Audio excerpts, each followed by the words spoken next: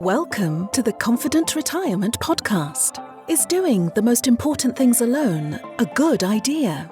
How comfy are you with your choices when it comes to life's biggest decisions? What is real peace of mind with financial confidence, and how can you get it? Kris Flammang and Mark Peachy are the founders of LPF Advisors in Sarasota, Florida.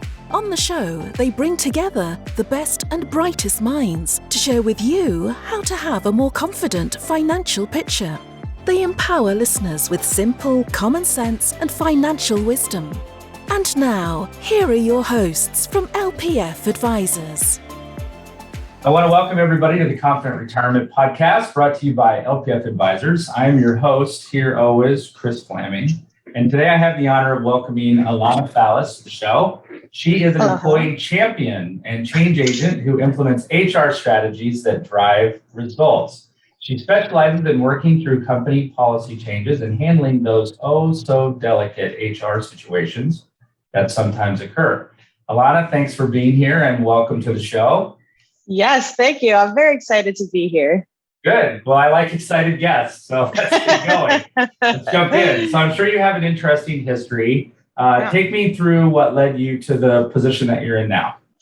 Yeah, that's a great question. You know, I always used to get the feedback when I was interviewing, oh, you have such an eclectic background. And I think it's true. I actually started back in my heyday as an actress. I got my BFA in theater from a theater conservatory where we did really just movement and voice and acting. So my education was very theater focused. And then when I graduated and I moved to New York City to start my career, I knew that I had to work to make money. And I knew that I didn't want to do something that felt really out of alignment with my passions or something that would not make me happy. Right. And I thought to myself, okay, what do I like doing? Right. I love personal development. I love communication, and acting is very much the study of communication and the study of human behavior. So how can I parlay those things into a different kind of career? And so I made the transition to what I call my artsy bohemian life to my direct deposit life. And I took a roundabout pathway. I started, my first gig was at a restaurant, doing administrative work in an office and helping recruit. And then I slowly took on more and more HR duties. And so now I'm running people operations at a tech startup called Quantum Metric. So yeah, that's how I got where I am. Okay. I'm sure that things are always changing with startups. You gotta. Oh, goodness. Yeah. I really love working in startups, and I feel like it's a continuation of that kind of problem solving and creative energy. And, I always say, I think there's kind of a stigma about HR, or kind of stigma about a traditional HR person. And I always say, I probably wouldn't be successful doing HR at like JP Morgan or like a big financial institution. Right. So my style and what brings me passion is building and solving problems. Every day is a different something. It's I'm never bored. That sounds like you're in the right spot. So yeah. Is there something that you know now that you wish you would have known when you started out and you changed industries? Yeah, absolutely. And I think it's that all of the skills that you already have are marketable and they're valuable. And a lot of my peers, I think, who graduated in a similar position from a creative industry thought, oh my goodness, I have a degree in acting. I have no skills whatsoever. But you do, you have interpersonal skills, you have organizational skills, you have sometimes content writing skills, right? So it's about identifying which of your skills are marketable and then kind of moving in that direction. So everyone has a foundation of something that they're good at, and it's about tapping into it. I like how you said that. So is there something that you like best about your career right now, currently? I like that I'm never bored. I like that I get to, in my role now specifically, we're getting to build an HR program from the ground up. And it's super fun. It's long hours, but it's a lot of fun. And we get to kind of create an employee experience that is valuable and fun. So you're not coming in and having to fix things. You're kind of being able to mold it from the ground up and into something that you would like to see.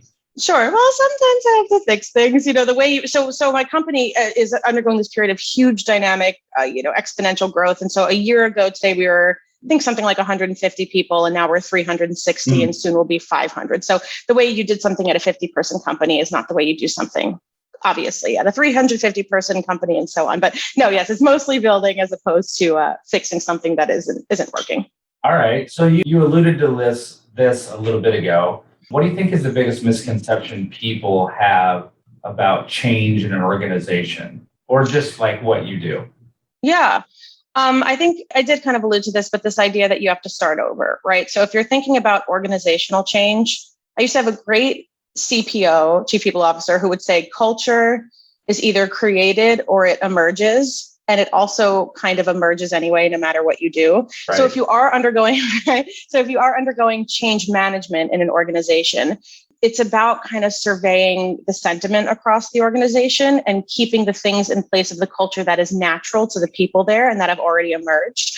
So you really don't have to start over. And even from like a personal employment standpoint or a personal career standpoint, you're never really at zero. And it always feels like you are, but you're never really at zero. Okay. So are there unique challenges that you often face when a change is necessary? Yeah, certainly there is resistance sometimes about doing things in a legacy way or fear about taking chances. Startups tend to be very high risk, high reward.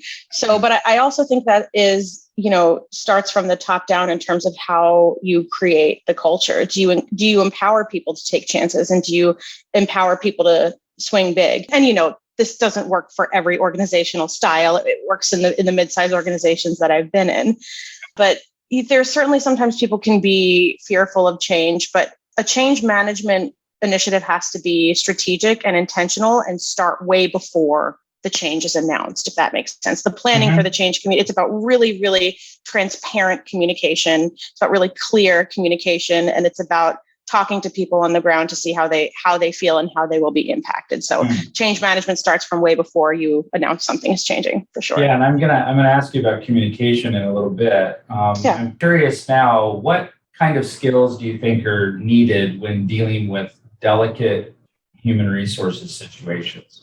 Like without sharing personal information, if you could give maybe an example. Yeah. Let me think of an example without giving personal information. Well, listen, right? Delicate human resources situation that I encounter all the time is having to let people go. It's no one's favorite conversation. I've performed probably hundreds of them at this point. So I always say that I hope I never get too used to it. It's not something that I want to just be a nothing, but you have to be. I made mistakes early in my career where I would get flustered or try to let the person know that it was going to be okay, and try to help them frame to say that this wasn't that bad, and that's a mistake. You don't want to do that. You want to let people have their reaction. But in terms of, qualities that make those conversations successful, you definitely have to steer the conversation. You have to be empathetic, obviously, and put yourself in the person's shoes who's receiving the news. But you're there to give them information that they need. And that's always what I tell myself. And the information that they need is that today is their last day and the rest of the details are coming. So you have to be really straightforward with people. You have to make sure that they get the information that they need, and you have to be able to put yourself in their shoes. And it's never easy, but for the most part, you're ruining their day and you're not ruining their life. Right. It's a difficult conversation, but they are going to be okay. So let's switch gears and kind of flip that. Can you tell me about one of your most satisfying human resources wins or successes? Yeah. Something you're especially proud of. 2 jobs ago, I implemented this program called the People Partner Program, very into alliteration, at a different tech startup. Was essentially about pairing HR support for managers in a rapidly scaling business. And I found that it was very successful. We organized basically an HR rep to each department, had them meet with monthly with managers, give a business agenda. And the goal of the program was twofold. A, we would give the managers the business agenda, things they needed to know about going on in the business, so that everyone was aligned in terms of what our goals are and what's going on this month, and people felt that they were receiving information more consistently. And on the other hand, we wanted to receive feedback from managers about what was going on in their team, if there was a performance issue to know about, but also what people were saying on the ground. And so it was a really two-way beneficial program where we got to hear from managers and they got to hear from the business. So that's something I'm proud of. That was a successful initiative. Great. So let's go. We talked about communication earlier. So I'm curious what your opinion is on the role that communication plays in the successful implementation of human resources policies. And what I'd like you to kind of go through is if it doesn't happen well, what is the negative consequences of that potentially? And Yeah. then if it goes really well, how can that benefit the implementation of a change? Yeah. I mean, I think a lot of it is about buy-in, and buy-in from the people who it's going to affect. And I think we've all been in this situation as an HR practitioner where you create a policy on paper and then you roll it out. And the people who have to do it are like, wait, what? We didn't agree to that, and that would be a failure, right? Because then people don't know about it. People not knowing about it is a failure, but not a failure, right? But like a learning opportunity. So communication obviously is really important. Getting buy-in from the people it affects. I'm a big fan of focus groups, getting key people from different departments in a room and saying, hey, we have this coming. What are your thoughts? How would this affect your team? Focus groups, surveys, anything that you can do to gather some sentiment from employees, but also get people excited if that's applicable. Sometimes policies are not very exciting, but sometimes they are. If it solves a pain point, then it's exciting. So to that end, I think what makes it successful is people know about the policy and follow it, adhere to it, and it solves a pain point for at least a large portion of people in the organization, or a significant portion of people in the organization. I think what makes it not successful is if people don't know and they say, well, that is just additional yellow tape for me, and they don't understand the why. So at the end of the day, the communicating of the why beyond anything we do, I think as employers or business representatives is a key thing in getting people on board for something. Okay, then let's get into some of the details. What do you see, or what do you feel like when you look across the scope of human resources offering benefits and things like that can be offered at a company? What do you see as being the things that people are really desiring right now in your organization and or just in general? That's a good question. And I think definitely the philosophy around employee benefits and what to offer is changing. I just read the best quote in the Harvard Business Review. Hopefully I can capture it. It was like, benefits used to be about work-life balance, and now benefits are about managing the employee's life experience. And I think, post-COVID, now that we have a huge dispersion and people working from home full-time and moving all around, people want benefits that are going to make their lives easier. So that looks like, I don't know if this is in every industry, but certainly in the tech industry, flexible or unlimited PTO is a big rising thing, a big controversial topic. If we put a cap on the number of, days that people can take off paid. But other than that, I'm seeing benefits get more creative. So I'm seeing for certain industries, not just more robust parental leave policies, as in paid maternal and paternity leave, but childcare on site, or a stipend for childcare in companies that are mostly virtual. We're seeing things like gym stipends or gym membership as benefits. We're seeing things like financial advice or financial consulting. One of your guests was recently talking about that benefit as a benefit, if I remember correctly. So it's less about the traditional work-life balance. It's more about giving employees tools that help them manage their own lives at home. So it's a big shift in the way we think about how we compensate and reward employees and retain them. Yeah, I think you're right, especially post-COVID. It's made us relook at a lot of things in all areas of our lives. Yeah, absolutely. So I'm curious, what would you say, Alana, is your biggest life accomplishment so far? This could be either personally or professionally. What a big question. My biggest life accomplishment. I'm going to give you a kind of two-part answer. And it was about, and I think it was about kind of breaking the ceiling of what I thought was possible for myself. And so for one, again, I graduated with my BFA in acting and I moved to New York City and I started waiting tables and nannying and tutoring. And I was working 3 jobs at once, living in a tiny, 100 square foot room with 5 roommates in Washington Heights. And I thought, oh goodness, I'll never make money, is what I thought about myself. And I come from parents who have 2 very differing philosophies on money as well. And I never saw for myself the ability to be financially successful or professionally successful, even more importantly. So that's one. And then 2 is that I am a born and bred New Yorker, and I moved to Florida in October last year. So I've been here for about a year. And, growing up in New York, we all have a toot about it as the best place in the world. And I still love it, but I never saw myself uprooting my life and trying something else. I saw having a certain kind of life for myself. And now I have a different kind of life. So hopefully that answers your question. Yeah. Absolutely. There's no right or wrong answer. Okay. That's what So outside your business world, your business life, is there something that you are really passionate about personally? Yeah. I think in alignment with my business life, but certainly personally, is like living a life of purpose and intention. And I certainly try to make time to exercise and read and develop myself. And, practicing mindfulness is very important to me. So I think how that translates professionally too is about, I've always said, if we have to work, which we do, let's make it a good experience. Let's make it a really positive experience. So that's how it ties in professionally. But personally, that's really important to me too. Yeah, life's too short, right? Life's too short to show up and do something you don't want to do for 9 hours a day. Yeah. Yeah. Is there someone or something that you follow or read regularly?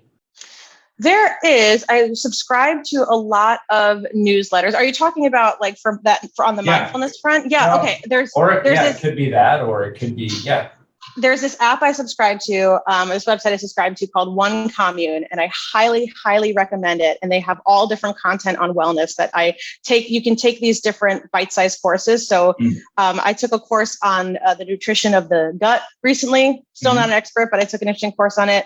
I took a cool course they had on walking meditation. I really can't sit and meditate. I wish I could, but I feel like the more I resist it, the more I need it, but it's really not for me. So I like walking meditation and then like physical stretching. So I try to devote 15, 20 minutes a day to doing something other than work. And also not something to advance in some way. Like I used to think that going to the gym was kind of it's not leisure. That's to advance my health or to advance, how I look.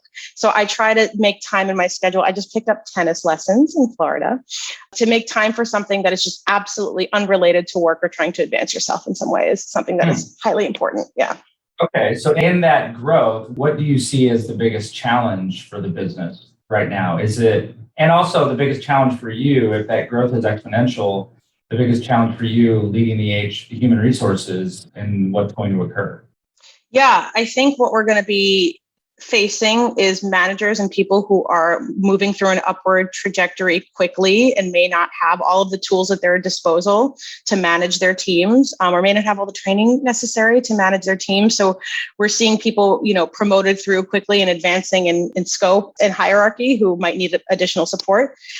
And then that's, I think, from the kind of culture perspective, but also, we're expanding internationally, we're growing in the UK. And so there's always more considerations when you're in different countries from a, logistical and tactical perspective. So, making sure that we are on top of all that. And in terms of a culture perspective there, bridging the gap between the UK and the US and wherever other countries we expand to internationally, we want to make sure we have a consistent employee experience. It's easy when there's 50 people, but if there's 500 people, 1,000 people, how do you ensure a consistent employee experience the whole way through?